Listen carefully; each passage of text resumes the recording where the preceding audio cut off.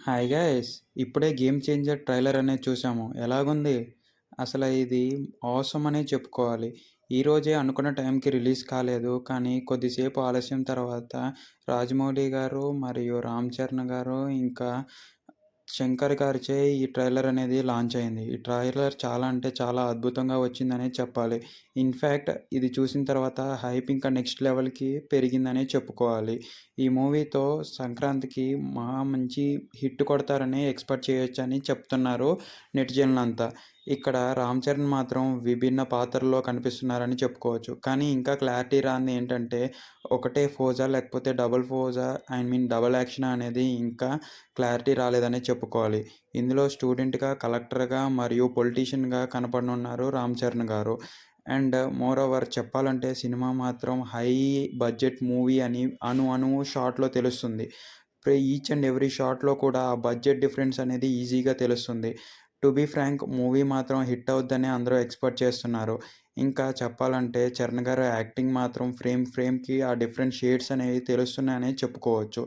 ఇంకా ఈ మూవీలో చాలానే క్యారెక్టర్స్ ఉన్నాయని తెలుస్తుంది. 'ఎస్‌జే సూర్య' గారి గురించి ఎప్పటినుంచో అనుకుంటుందే ఇది టీజర్‌లో కూడా మనం చెప్పుకోవచ్చు. 'ఎస్‌జే సూర్య' గారు మనకి ఈజీగా సీఎంలా కనపడుతున్నారని. అండ్ శ్రీకాంత్ గారు కూడా అపోజిట్ పార్టీ లీడర్‌గా కనిపిస్తున్నారు. ఇంకా చాలా రోజుల తర్వాత బ్రహ్మానందం గారైతే మూవీలో కనపడుతున్నారని చెప్పుకోవచ్చు. And to be frank Brahmanandam చూడంగానే నేను చాలా అంటే చాలా హ్యాపీగా ఫీల్ అయ్యా. ఆ తర్వాత సునీల్ గారు కూడా కలెక్టర్ గారు పీఏగా యాక్ట్ చేయనున్నారు. ఇంకా చూడాల్సి ఉంది మూవీ పూర్తి అవుట్‌పుట్ మాత్రం. ఇంకా మీకు మూవీ ట్రైలర్ గురించి విశేషాలు కావాలన్నా, లైక్ స్టోరీ ప్రిడిక్షన్ గురించి కావాలన్నా కూడా సబ్స్క్రైబ్ చేసుకోండి. రేపు మన ఛానల్‌లో ఆ వీడియో వస్తుంది. స్టోరీ ప్రిడిక్షన్ గురించి. ఇక్కడైతే ట్రైలర్ మాత్రం ఆసమ్‌గా ఉందనే చెప్పాలి. ఇంకా లాస్ట్‌లో మాత్రం ఒక హెలికాప్టర్ షాట్ ఉంటది. అది కత్తి పట్టుకొని ఎళ్ళేది. మేబీ ఇది ఫైనల్ ఫైట్ అయ్యుండొచ్చు. అక్కడ చాలా అంటే చాలా అద్భుతంగా తీశారని చెప్పుకోవాలి. ఇంకా బ్రహ్మానందం గారితో, వెన్నెల కిషోర్‌తో కామెడీ టైమింగ్ బానే ఉంటదేమో అని ఎక్స్‌పెక్ట్ చేస్తున్నారు. టు బీ ఫ్రాంక్ ఇదైతే ట్రైలర్‌లో మనం చూడటానికే గాని చెప్పలేము అంత క్లారిటీగా.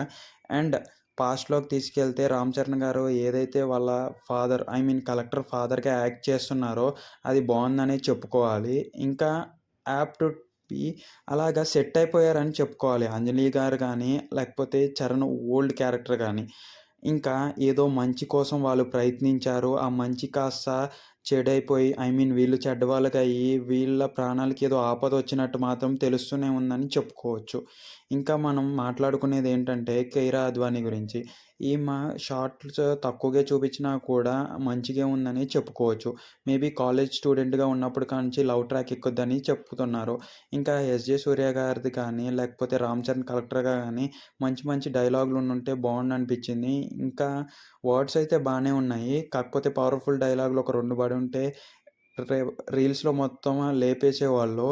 అండ్ ఇప్పుడు కూడా పర్లేదు బానే ఉంది. హై క్వాలిటీ అనే చెప్పుకోవాలి. కానీ ఇంకేమన్నా మిస్ అయిందా అనేటట్లు చూస్తున్నారు ఆహ్, ఆడియన్స్ అందరూ.